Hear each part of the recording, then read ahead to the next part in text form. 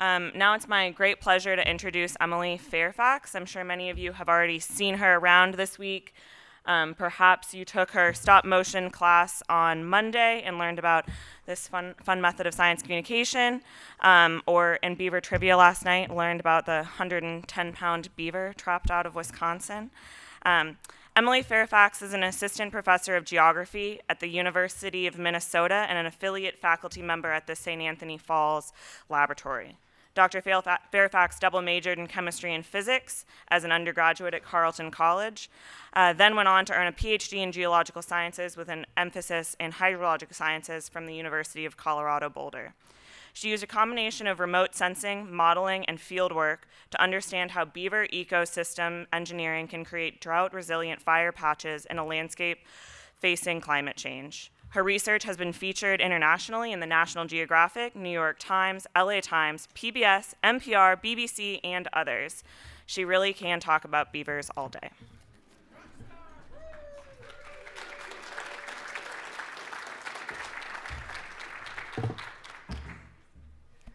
All right, good morning, everyone. So I'm super excited to talk to you all about beavers as our architects of wildfire resilience. So to kick off my talk, I'm actually going to not talk for about 30 seconds.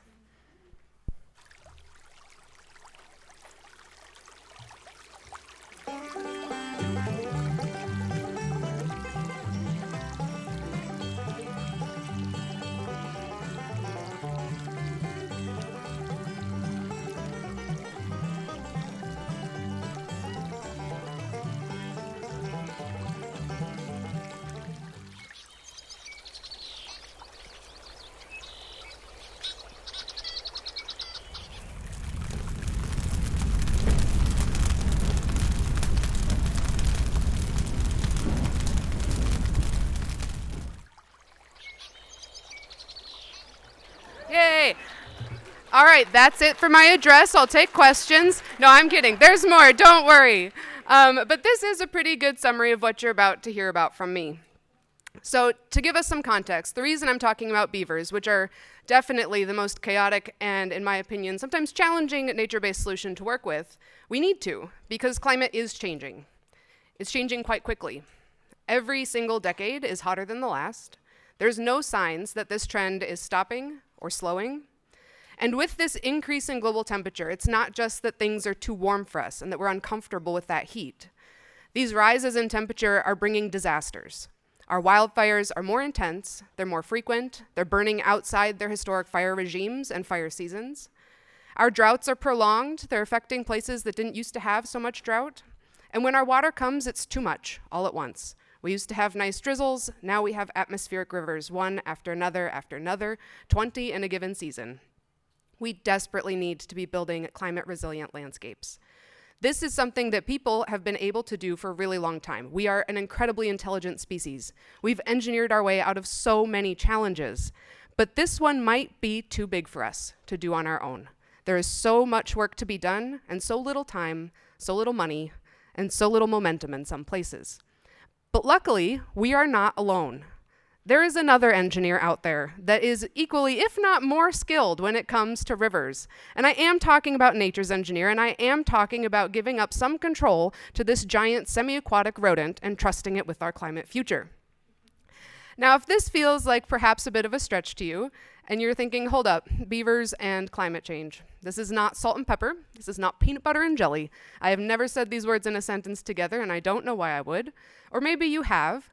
I hope that after the talk today, this will roll off the tongue just as easy as salt and pepper. You'll walk into any old dinner table conversation and be like, let's talk about beavers and climate change today, folks. And everyone's like, great, I love this topic. I talk about it every week. Maybe that's just me. So to start it off, I want you to think about what our rivers look like today. These are working rivers. Every single river in the United States is a working river to some extent. It is what sustains our agriculture, our communities, our drinking water, our groundwater, our fisheries, our recreation. We have encouraged the rivers to work with us, sometimes through putting leashes and constraints on it, concrete and controls. Sometimes we let it be more wild and free, sometimes we don't. But these rivers are there to serve us for the most part. And unfortunately, what we've come to learn is that the ways we have boxed the rivers in have made it so that they cannot even do that as well anymore. We're taking away their ability to work for us. And that's a lot of what restoration is. It's like, let's put some life back into the river. Let's make it so that it can be part of our society again, so that we can be partners with nature and with rivers. And when we talk about restoration, the question always comes up, what do we restore to? What did it used to look like? And when I bring up that question, most people think about something kind of like this. These historic maps and drawings you might pull up. You go to the map archives at your local library or your university, and you pull these great drawings from the trappers and the explorers that came out west and were documenting everything they saw. Now, if you're thinking about a map like this, and this is your standard for what to restore to, I'm here to tell you that something is missing. Something very important was not part of these drawings, these pictures, these ideas. Now, I'm going to take another step back and talk about the history of river science. I am a river scientist. Many, many people in this room are river scientists. Our discipline really took off in the 1880s.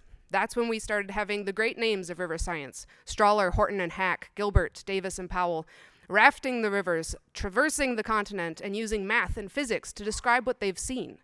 In the 1920s, we're putting laws and mathematics to floods.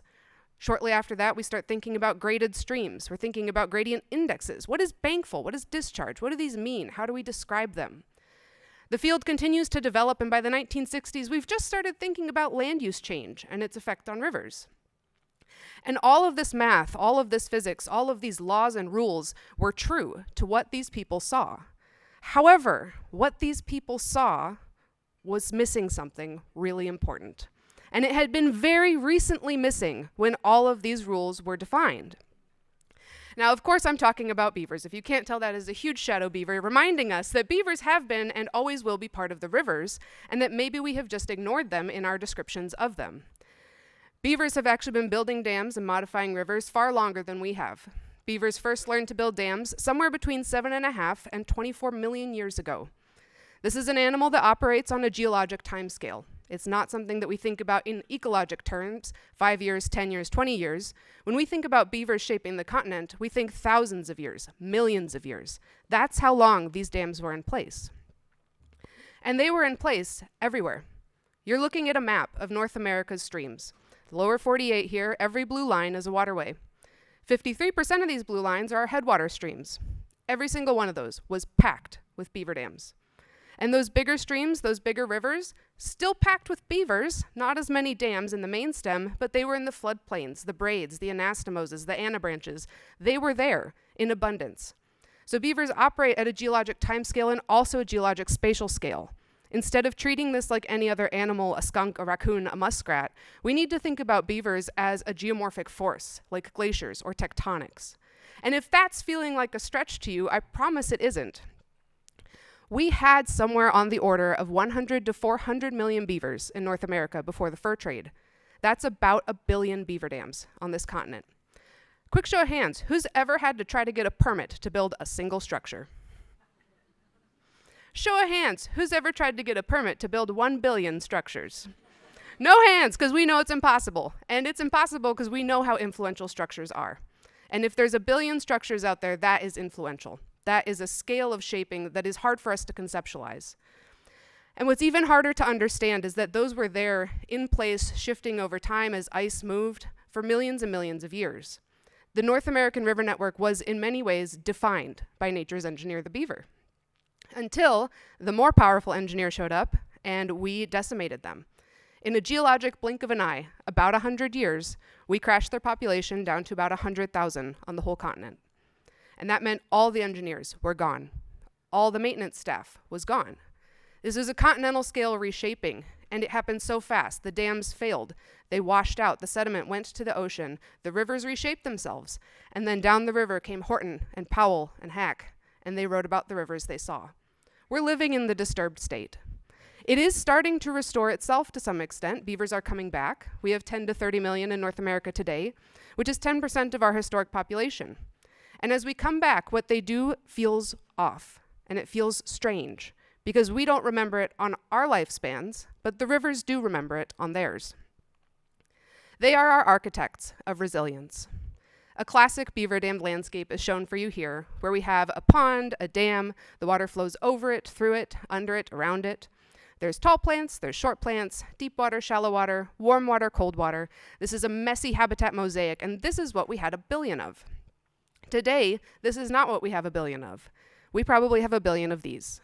Little tiny stream segments, incised, degraded, cut away from their floodplains, not working for us, not working for themselves anymore, in a spiral of unhealthiness. This is a challenge for us. There are restoration techniques that cost $1 million a mile. We don't have that many millions to restore all of our miles of streams. But luckily, beavers do not operate with our currency. They operate with peace and quiet and sticks. So when beavers see a stream like this, they're like, fine, let me at it. I'll build my dam. They can put up a dam overnight if they put their minds to it. A week is easy. Once that dam is built, the water starts to slow. It spreads out, it refills the soil a little bit, your plants start to come back a little bit. And busy as a beaver is a phrase for a real reason. No chance they're stopping with one dinky little dam.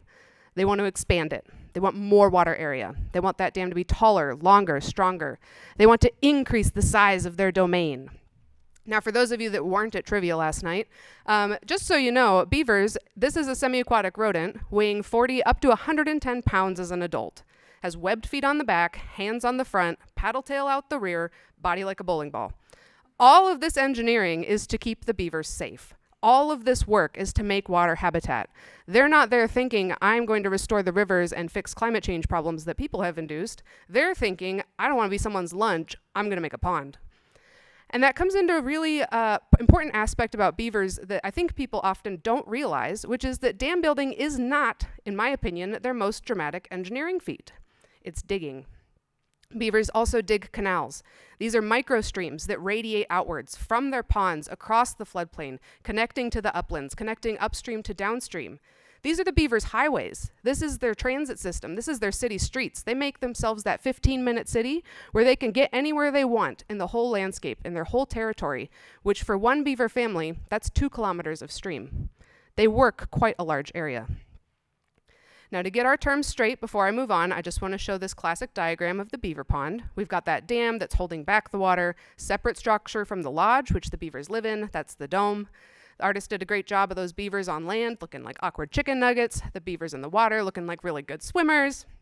And when you see something like this, it's easy to think, yeah, okay, this is a good-sized change. But when we think about climate change, wildfire, drought, atmospheric rivers, the spatial scale of that is not the spatial scale of this. I think there's a mismatch. And I would think that too if beavers built one dorky little dam, but they don't. They work at a scale that is hard to understand. Those are my human field assistants on top of a beaver lodge, and the drone is lifting in altitude. One dam has just come in on the right-hand side, a vertical line, slightly standing out in the landscape, and your second dam is about to come in. You can see the canals, the webs of water. You can see the places where water goes over the dam, around it, through it, and under it. This is one family of beavers in there. This is one family of beavers, and I'm showing you 20% of their territory. They have 5 times this much that they are maintaining from one family of beavers. Think about how many families we could have had with 400 million beavers. And if they can't dam wide, like this is obviously a very lower gradient, expansive floodplain environment, that doesn't mean the beavers can't figure it out. They will also gladly dam in sequence, and they will control the water that way. They can work on streams that are incredibly steep. I believe that the steepest stream I've heard that a beaver has dammed is a 26% slope. Far beyond what you expect when you read 1 to 5% is preferred. That is preferred, to be clear. They don't like those super steep streams, but they'll work with what they have. And it's hard to understand how they can do this when you see them, but I live in Minneapolis now, and I routinely see beavers scaling the Mississippi River Gorge straight up. They don't even take switchbacks. There's so much we don't understand about what this animal can do because it's been gone for so long. And they can do a lot. And really importantly for us, they can do a lot for climate change mitigation and adaptation. And it all starts when we have too much water. Think about our stream without beavers. Simplified, narrow riparian zone. It's fundamentally different than where the beavers are working, where we have that patch of complexity. We have more vegetation, the canals, the dam, a lot of things in the way of the water. You introduce a flood wave, whether that's from too much rain, off-timed snowmelt, an actual dam breaking that people built, whatever you have, there's too much water in too small of a space. If you've ever turned on your garden hose and it's a nice, pleasant trickle, and then you put your thumb over most of it and it becomes a really aggressive spray, that's basically the same thing happening here. Too much water, too small of a space for it to move through. And when it does move through these small spaces, it absolutely rips them to pieces. And we've seen this. Roads fall into the stream, banks fall into the stream, plants fall into the stream, houses fall into the stream. The stream becomes more degraded, more incised, more unhealthy. Unless you've got a wetland patch, especially one built by beaver, where that water is deeper, it's wider. Those canals that so easily move the beavers also move the water to the floodplain, which as its name does suggest is for floodwaters. And eventually it does go downstream. These aren't concrete and rebar. Beavers need a couple more million years to figure that out. These are leaky structures. It's not stopping the water, it's just slowing it down. Instead of having erosion and soil loss and scouring out of control, when you introduce beavers back to a system, you have water being spread and slowed and stored. And that work they do during the wet period really serves us during our drier periods. When you enter a drought, that's when things change. In our wet periods, we're now looking with depth into the ground. All of the plant roots can reach water, whether that's rain coming in from above, groundwater down deep if they're really lucky, or the small area of influence that our degraded streams have on shallow groundwater systems. In our stream with beavers, the pond is much wider. Every canal is like a micro stream, pinning groundwater to the surface, enhancing that connection between above and below ground. But when it's raining, the plants are happy. They have water. They don't care where it came from. When it's not raining, they care, because there's no water from above. They need to reach water in the soil. And if our streams move water through too quickly and they don't have time to store it, the plants don't have anything to access when it gets dry. This is not true where we have the beavers. They have such good floodplain connection, such good groundwater connection that they fill back up the earth like a sponge. And then all those little plant roots can reach the water even if there's no rain. And I have studied this in Nevada during multi-year droughts where the total annual rainfall is in the single digits of inches. And we had 3 years where there was no measurable decrease in the greenness of the beaver wetlands. Could have gone on longer, I don't know. The drought stopped and I don't control the droughts. But there's plenty of research showing that this happens out west. This also happens in our boreal ecosystems. We know that beaver wetlands resist drought in a uniquely powerful way. And so it then makes sense what comes after drought, we all know. If there's one careless match, if there's a power line, an engine spark, a campfire, an arsonist, a lot of things start fires these days. And when you have a lot of dry vegetation, those fires burn our river corridors. And unfortunately, our unhealthy rivers are acting like a wick for fire. They build up all this biomass during your wet period, and then it dries out, and then the fire comes, and it just rips along the river corridor. And that's not what they should be like. That's not what they used to be like. We used to be able to rely on them for firefighting much more consistently, but we can't anymore, unless there's beavers. Because if there's beavers, it doesn't get drought stressed. Because it doesn't get drought stressed, that's due to them storing the water, right? So at this point, you are convinced that beavers are nature's firefighters and can help us get through the wildfire crisis. Or maybe not. Maybe it would be better if you could see it with your own eyes. So these photos are fairly famous at this point. They're from Joe Eaton at Utah State University from the 2018 Sharps Fire in Idaho. In our streams without beavers, the fire comes cruising down the hill slopes, burns straight through the valley bottom. All those little white blotches are piles of ash where we used to have shrubs and trees. The soil is burnt, the river corridor is burnt. This is more burning than this ecosystem developed to need, want, or handle. Where we have beavers, a different story though. The fire still comes down the hill slopes. Beavers do not work up there. We are responsible for the uplands. But once we get down into the valley bottom, it stays green. And then here you can see the fire did continue on the other side. There's a lot of wind, it can blow an ember over, not always gonna stop the fire, but it did protect that valley bottom ecosystem. And you can look more closely and see it wasn't enough to have 2 threads instead of 1. It wasn't enough to have a meander or 2 in your stream. It wasn't enough. These streams evolved for thousands and thousands and thousands of years to have structure, wood, beavers, and without it, they are not resilient to the other disturbances they evolved with, fire, flood, and drought. Where we have the beavers, though, it's green, it's healthy. You can see that light reflecting back up at the drone in their canals. You can see the ponded water, and critically, you can see the greenness. Now, this is something I wanted to dig into. Is this a consistent and repeatable phenomena? Are beavers always keeping the riparian green, or was this rare? Were those Idaho beavers just super lucky? To answer that question, I first started by looking at 5 fires in the American West that I thought at the time were really big fires. don't think that, to be clear, anymore. I'll come back to that. But they represented different landscape types, different ecosystems, different prior drought conditions, and critically, they all had beavers within the fire perimeters.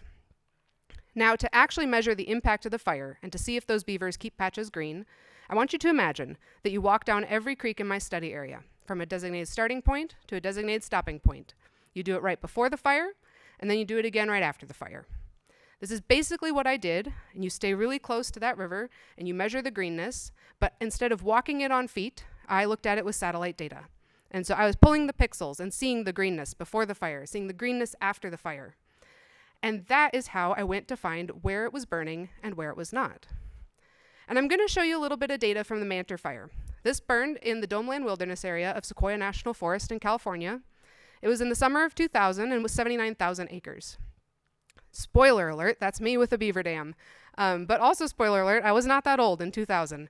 So those beavers are there today. And just because they're there today doesn't mean they were there during the fire, doesn't mean they persisted during the fire. This is why satellite data is key. It lets us turn back time. Now, I think this is a really cool study site. There's a reason I like the Mantor Fire. It's a very hostile landscape for the beavers, very hot summers, very cold winters, a lot of harsh weather. Even so, the beavers have built this lodge, which I've circled there, and a lot of dams. And it's kind of hard to look at a scale bar and immediately apply it to features, but that lodge is 60 feet across, 6-0. And in California dollars, that's $1 million beaver lodge. So these beavers are living large, and that's what was up against the wildfire. And when I'm up talking about this and when I'm doing research, I am very excited about the beavers genuinely. I think it's a very hopeful story, but it's important to ground yourself in what they're up against, because that's a harder story. And I was not there to tell that story, but I do have a quote from the Los Angeles Times to describe what it was actually like during the Mantor Fire. It is a humbling expression of nature. Walls of flame, 70 feet high, twice as high as the nearest tree. Leaping through canyons and valleys, at times in 5 directions at once. Left behind, quite literally, is scorched earth. Now this is what fires are like. Some of you in this room, probably many of you, have experienced wildfire in some way. I have lived very close to where wildfires are burning. I have seen 70-foot walls of flame. These are serious. I've made lots of jokes about beavers. They're big, they're goofy, they're powerful, but these fires are serious. And this is what they're up against. And so going into this study, I want you to keep that in mind. I'm not talking about a low-intensity burn. I'm not talking about some small grass fire. I'm talking about the kind of fires that we struggle with. And I want to know, can those beavers keep their habitats green? So you're going to be looking at a plot now where x-axis is our distance along the creek. So 0 is your designated starting point. You walk, walk, walk, and then you're out at your designated stopping point. On this one, around 4,000 meters. Our y-axis is NDVI, Normalized Difference Vegetation Index, basically a measure of how green the plants are in a given pixel. A lower number is less or fewer green plants, and a higher number is more green plants. Now, before the fire, the greenness looked like this, and the satellite nerds in the room with me can see this and interpret it. And everyone who's not a satellite nerd probably doesn't know what these numbers mean, so I have put a threshold on there for you. I want to see this number, all of these curves, stay above that dashed line. 0.3 is the minimum greenness I expect from a healthy riparian zone during its growing season. And for the most part, it is. Now, this is a very rocky landscape. I looked at those spots where it dips below. And usually what's happening is we have a very large boulder hogging up a lot of that pixel space, and so there's fewer green plants in the pixel. So overall, I would say this is a healthy riparian zone before the fire. And then after the fire, it's a bit of a mixed story. For a while, it looks like it's doing all right. And then about 1,500 meters out, maybe 2,000, it just plummets. That greenness stays below our threshold, indicating those plants are damaged. And looking at the imagery, they are burnt.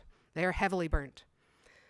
What's the most cool thing, though, is when you put on where the beaver dams are, which I've labeled with little black boxes on our x-axis. Where those beavers were working, we did not see significant fire effect. In fact, these lines are not statistically different from one another. This is within the normal annual variability of greenness that you could see here.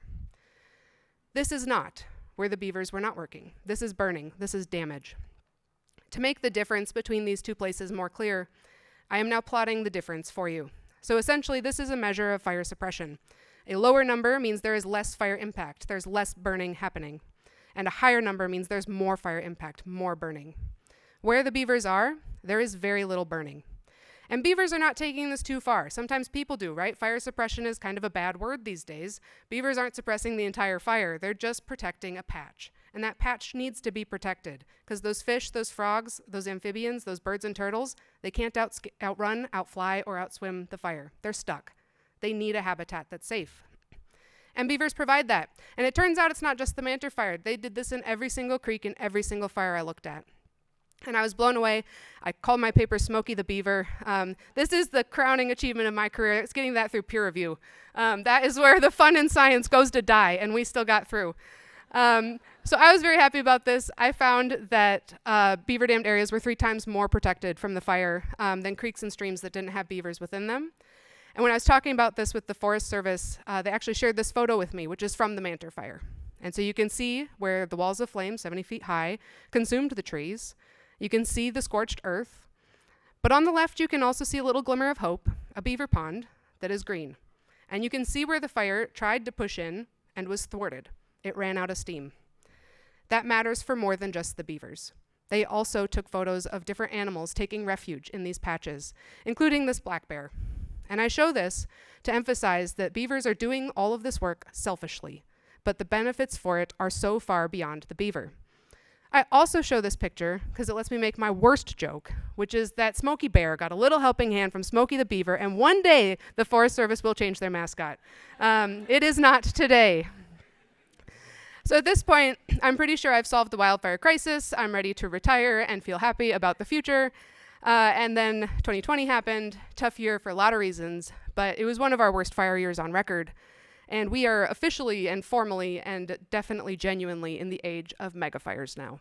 All those fires I looked at before, not really the kind of fires we have to worry about today. We have to worry about fires that are far more destructive. So a megafire, by definition, is a fire with a burn area of larger than 100,000 acres. To be extremely clear, you can have big fires that are not bad. Most fires can be great for the environment. Megafires, typically today, are pretty bad because they're getting to be that size through extreme and self-sustaining behaviors. They can create their own weather systems. You'll see what looks like a thundercloud, but instead of raining down water, it rains down ash and ember. And those start secondary fires that merge with your primary, make it bigger and stronger. And then you see what looks like the biggest storm cell you've ever looked at. But instead of making an ordinary tornado, which we cannot get our hands around, we are making fire tornadoes. We are making fire storms. Instead of a blizzard of snow, it's a blizzard of flame. These are extreme. They lead to massive expansion of the fire, and it can spread explosively fast. It's more like bomb physics than fire physics. We've seen 100,000 acres of spread in a day. We can't get ahead of that ourselves. And when it burns so hot, and when it burns so fast, you leave behind these huge swaths of moderate and severe burning. We are okay with some sprinkles of moderate and severe. We are okay with patchiness. All of that is good. We like pyrodiversity or fire mosaics. What we don't like is 60,000 acres of high severity burning all together in the critical habitat for a threatened and endangered species. And that's the kind of fires we have today. And that's the kind of fires that beavers are up against. I am rooting for this rodent to still help us, but honestly, the challenge is only growing every single year. I wanted to then answer the question, have we missed the boat with beavers? Are they really just there to help us with the smaller fires? Or can beavers still make refugia that persist even through our most extreme wildfire events? Now, for better or for worse, Colorado had 3 terrible megafires in 2020. The Mullen Fire, which was mostly in Wyoming but dipped down into Colorado up north, the Cameron Peak Fire, and the East Troublesome Fire. Of note about these fires is that Colorado really hadn't dealt with megafires in any kind of a serious way for over 100 years. And then, in 2020, 3 at once. And I'm showing you a burn severity map. You don't need to know the color ramp. All you need to know is that red is high severity.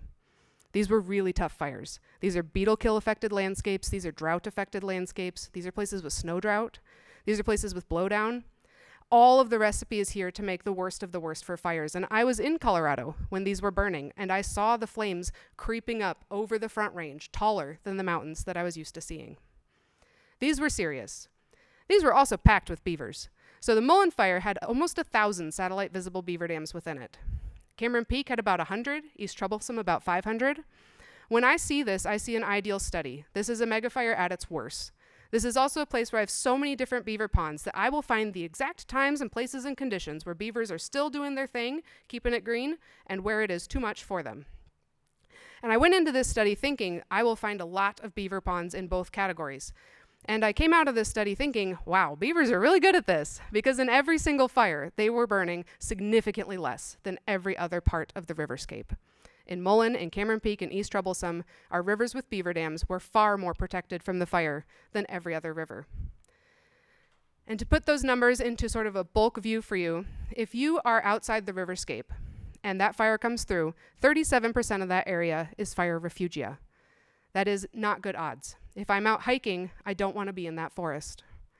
If I run to the river for safety because it should be wet, it should have water, 60% of that area is fire refugia. It's a little better than a coin flip. I don't feel great about those odds.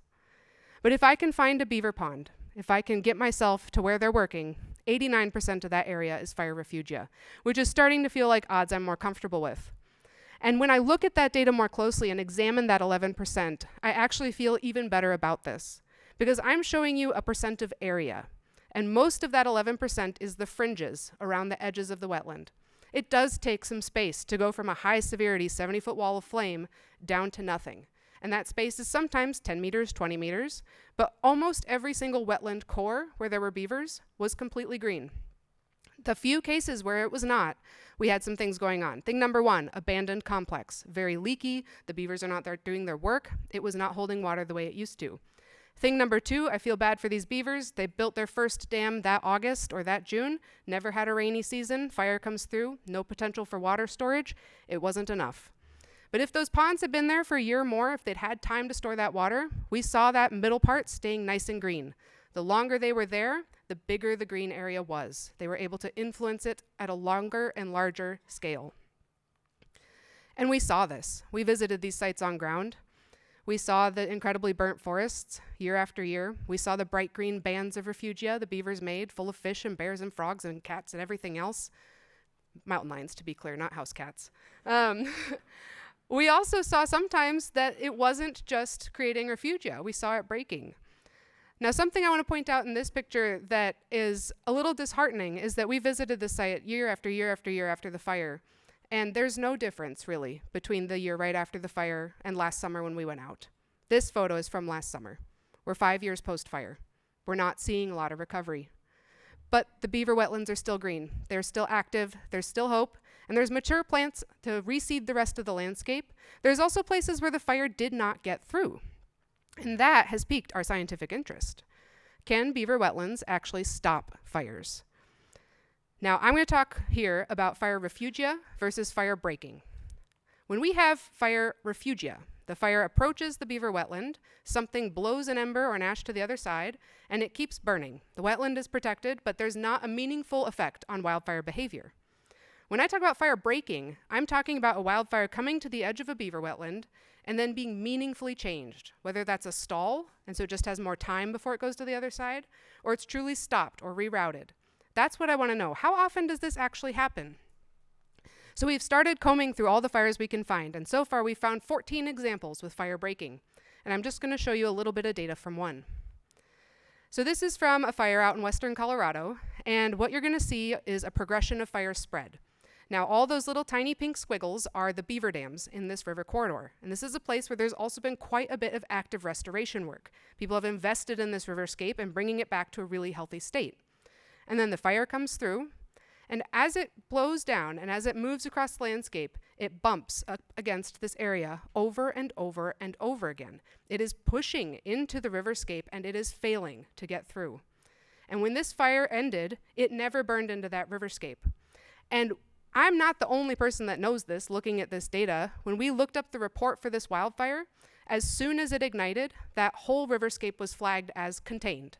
The firefighting forces knew that was not going to burn. That was safe. Other rivers in the area, not so restored, not so healthy, not so floodplain connected, were not marked as contained, but this one was. But sometimes the answer is no, they don't stop the fire. There's a lot of things that control where fire goes. Sometimes it's just the geometry is off. The orientation of your beaver complex is in the same direction of fire spread, and so instead of it getting in the way, it's just sort of a sliver of refugia in the middle. And so you can't necessarily count on every beaver wetland to stop every fire, but we can think about them critically, and when a fire does start and the wind is blowing, look at them. Is this going to be refugia? Is this going to be perhaps a place that can slow or stop the fire? Is this where we should drop our hotshots and keep them safe? These are all very important questions for us to think about, because the only way through the wildfire crisis and climate change is to work with nature. It's too big for just us to do on our own. In that East Troublesome fire from the megafire study, the fire jumped the Continental Divide. It went over the mountains, over the scree, over the peaks. It was going so fast, so hot, no chance for us to do it alone. In that case, it kind of thwarted nature too, jumping the mountain range. We need to partner with nature at a much larger scale if we want to get ahead of these fires. So what do? I am not a beaver. How do I mimic a beaver to actually do some of this ourselves? There's a lot of places we'd love to have the beavers back, but they are not back. It is hard for them to get there. We are driving them out sometimes. Sometimes they're disconnected from other pockets of beaver populations. So if we're out there doing beaver mimicry, building beaver dam analogs, can we be the beavers? Can we make that fire resistance too? To be clear, beaver mimicry is not what I'm doing here, which is floating around the pond while my grad students take data. Beaver mimicry is a little bit more like this. So you might have read this guide, the low-tech process-based restoration guide, or have learned through workshops or other things of different ways for us to go out and be the beaver, build like the beaver, use natural materials as best as we can to make beaver dams and to kick off that restoration process. Now I want to be super clear.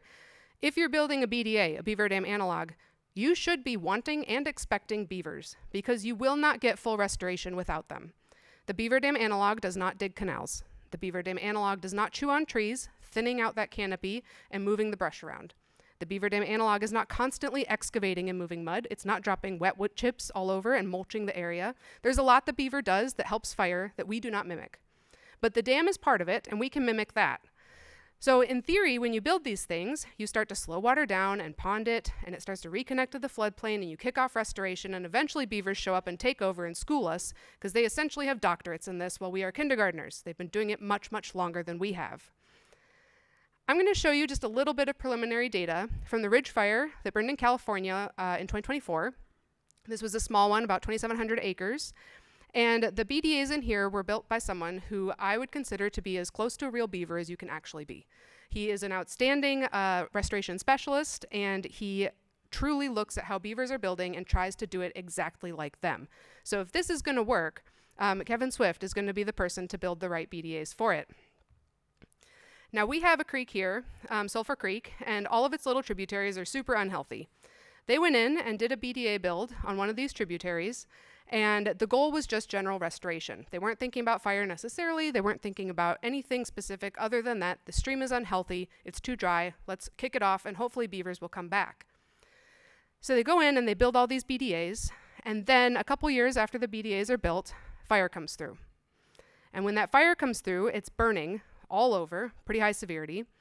And we go in and we look, just like we've done at the real beaver complexes, where our beavers were building, and we see fire refugia again. Now, I'm not going to bore you with all of the plots that go along with this, but I will tell you, we looked back in time with our remote sensing data, and we could have told you 2 years ago that this was going to be fire refugia before the fire happened, because we had already seen the same changes in the landscape that we see when beavers move in. We saw the same exact type of wetting, the same exact type of greenness, the ability to withstand the seasonal droughts. It was being mimicked here. And so when the fire came through, I was not actually surprised to see that we had fire refugia. And now post-fire, this BDA complex is doing a whole lot of work to keep that sediment out of the main stem of Sulphur Creek. These patches are so important. Whether they're beaver-built or people-built, we need them. This is what you would see if you were in a beaver pond around the time a fire hits. You can see in the background all those trees are burnt root to tip. This forest was actually pretty scary to work in because it was always windy and trees were constantly falling because their roots were burnt and there were holes in the ground and the soil was burnt and nothing held it in place. But when you're in the pond, it's totally different. The water was clear, it was cool. There were a lot of fish that kept spooking me. There were little tiny green tree frogs and all sorts of bugs. There were beavers, and the beavers had babies. There were black bears, there were bobcats. Everything was here. In some ways, too many things were here. This was an isolated patch of refugia. We need more of it. We can't have 19 black bears visiting a single patch. It's too much. We can't have every single heron all trying to fish the same pool of fish. We need to help get more refugia because we need these patches. And if you're somehow unconvinced by the good of the world, perhaps you're convinced by the dollar signs, or maybe you know someone who needs to see this kind of data. So beavers, we know that they're a natural resource. We've thought of them as an economic keystone for many years. Their fur has been valuable. But they provide other kinds of services to us, called ecosystem services. Now, there was a paper in 2020 that went through the things that beavers did, and this paper does not include fire benefits, to be clear. When they talk about moderation of extreme events, it is just the flood and the drought. So go ahead and bump that number up at least a few tens more thousands. Let's say it's at $200,000 per square mile engineered per year. It's also coming in recreational hunting and fishing, greenhouse gas sequestration, water supply, water quality, those extreme event moderations, habitat and biodiversity provisioning, non-consumptive rec, and then the unquantifiables like cultural and historical value. These are also 2020 dollars, and inflation's been real rough, so bump it up again. We're talking $250,000 per square mile per year. And that's what the beavers can do for us. That's not the beaver's salary, that's the beaver's benefit. Their salary is sticks. We can afford to give them some sticks. And the beavers can't fix everything for us because they don't work everywhere. They are specialists to the riparian zone. They're specialists to the river corridor. So when we think about our own engineers, I am absolutely not advocating for us all to go out of business. I'm advocating us to work with this animal and to also work in the places it can't. What can we do to build on what beavers have done for us? What can we do to enhance it instead of constantly working against it? There's been a lot of shift. People are more open to this now, but it's a recent phenomenon. It took about 100 years to destroy the beaver population. It's going to take more than 100 to bring it back to where we want it to be. But every single beaver matters, because one beaver family, remember, that's 2 kilometers of stream length restored. So now what? You're hyped about beavers. You are ready to go and do something. Is it time to start airdropping them across North America again? This is a real again. This is not one of my weird jokes. This is a true story. If you don't know, people did drop beavers out of airplanes in Idaho and California, though California tries to be more subtle about it, via parachute. And this was done to restore the mountain watersheds.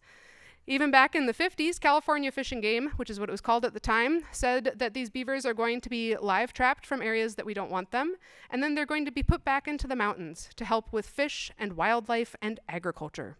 So we've known for decades and decades and decades that beavers can help us. This, though, is not the next step. We don't need to put them in airplanes and push them out again. Absolutely not. We also don't need to just level it up and do it with drones. That's not the next step either. The next step is probably for us to think a little more critically about our beaver neighbors. We need to make more compromises. We still lethally manage beavers in very large numbers across the continent, and the spatial way we manage them matters. When you remove beavers from a whole watershed, you are depopulating it. That is different than natural predation. That is a different style of removal. So we need to think not just about where we remove beavers and how many, but how complete is it, and how does it change hydrologic connectivity? We also need to think about how we compromise and build our own defense against beavers. There's exactly one animal that I think is more stubborn than people. Can you guess what it is? It's beavers. Once they've put their little minds to something, they're not going to give up. This is a tree that was wrapped with fencing. That's what I'm grabbing with my hand there to stop the beaver from chewing on it. Clearly didn't work. But what we learned there was that you can't use lightweight fencing and only wrap 1.5 feet high, because if you do that, your 80-pounder is going to come up and just mash the fence down and go for the tree. You need to wrap taller, you need to wrap stronger. Stop underestimating the beaver. We also can use those engineering feats that define our species, like pipes and fences, to control the beaver a little bit more. Beavers have not figured these out yet, so we can control pond level by just putting a pipe through it and letting it come down a bit. You maintain some pond, you maintain some wetland, but maybe your roads are not underwater as well. And then we also need to think about when we do have a beaver that cannot live somewhere. Is it a place where you do relocation? Is it a place where you don't? Relocation is difficult. They have tight family groups. You have to move the whole family. They're pretty fussy. They have an annual cycle. This is a powerful tool to have in the toolbox, but keeping the beaver in place is usually going to be the right first step. Now, when I think about our beaver future, it's not about a number of beavers. We will never have the historic population back, but it is about our attitudes towards beavers. When we see them out and about, I want everyone's gut instinct to be, this is amazing. This is nature's engineer. This is such a powerful animal. It shaped the landscapes that I love. I don't want you to think, ew, big water rat. I don't want you to think, ugh, a headache, I have a culvert nearby. Think those thoughts second. Think first, this defined my home, and I want it here. And so thank you for listening to the Beaver story. I hope beavers and climate change is your dinner table conversation, and I'm happy to take your questions.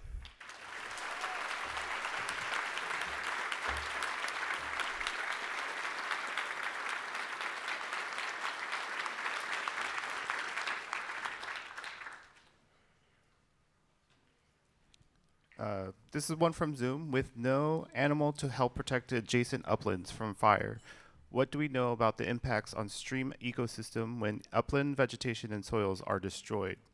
Beavers prevent the riparian from burning, but does the stream remain functional within a scorched landscape?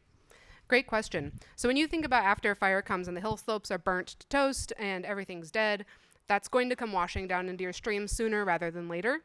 Can the beavers handle that? In many cases, the answer is yes. I visited a number of sites in my fire scars where there is significant sediment accumulation, and the beavers are still present because they have very large wetland ecosystems they live in, and so that habitat is also fairly protected. But sometimes no. Sometimes it's too much sediment, and it is too much for those beavers to dig out, and they're going to move on. But that sediment being delivered and captured in the pond is also restoration. It is also there to build back up connection to the floodplain. And then when a new little stream cuts across that new surface, a new beaver can come in and start the cycle again. Hi. Okay. Hi. So I'm thinking about like the state of Washington, right? And the east side really dry, and these fire benefits are spot on to convince landowners. And then I think about the west side where it's really, really wet, and oftentimes ecosystem services like greenhouse carbon sequestration is just not really a selling point in some of these communities. And so what would be some recommendations that you would provide around like how to engage those landowners with to be beaver believers? Yeah, great question. I would say to ask the people what is your biggest concern, and then look at the laundry list of ecosystem services beavers have and focus on that one. I know in the upper Midwest, people are not particularly concerned about fire, though they should be. We've had quite a few recently, but they're very concerned about pollution in the water and harmful algal blooms and the lake life being disturbed. And so when we talk about beavers as a water filter and their ponds as a way to reduce nitrate and phosphate loads and even E. coli from the water, that's the selling point. And the great thing about beavers is you can sell whichever direction of beaver you want. You get the whole benefits package when they show up. Hi, Emily. Thanks. That was an amazing presentation. Coming from a nation where we're only just reintroducing beavers, it's super exciting. This is maybe a bit of a naive, idealistic question, but is the science and evidence related to wildfires leading to policy and funding changes to enable more beaver reintroduction? Yeah, great question. So is all of this science actually doing anything? Is it leading to funding changes, policy changes, management changes? Yes, I have been involved with a lot of state governments helping them plan to bring back beaver explicitly as part of their wildfire mitigation planning. So we do a lot of mapping exercises and modeling to help be strategic about where we focus our restoration efforts. So if we know this area is very high fire severity risk, we will then map out, like, can we get beavers here? How many? What does it take? How much restoration is needed? What benefits could you expect? And then the funding often is coming from the state or philanthropies to do that work. Thanks for your great talk. I think at least what I've picked up is a lot of times our beaver mimicry, low-tech restoration tends to shoot for the uplands and the forests. And I think we also know that as beaver populations grow, that they're moving into more suburban, semi-rural areas. I guess that kind of brings to what I think is a lingering debate on the side. If we accept that, low-tech restoration, absent of beaver, ultimately is incomplete restoration, what's your opinion on the value of bringing low-tech restoration into those suburban and semi-urban areas if we don't ever see beaver coming there? Great question. To be super clear, there's a lot of restoration that does a lot of really important and valuable things that are not beaver related. The goal with BDAs should always be bring back beavers because you're trying to reestablish a specific type of restored riverscape. But there are places where you need a log jam, there are places where you need PALs, post-assisted log structures, there's places where riparian planting is the primary need, and doing that will still get you benefits. Where people get into sort of hot water with it is that you promise beaver benefits from a non-beaver project. And so if you are doing log jams, look at what services log jams provide, promise those. Beavers still might show up and force you to consider them as part of the urban wildland interface or suburban landscape. They do have quite a bit of value there as well, although the management is a lot more needed to be careful and to have community buy-in. I think that's all we have time for, but thank you so much. I'm sure you can find her at the break. Yeah, thanks everyone.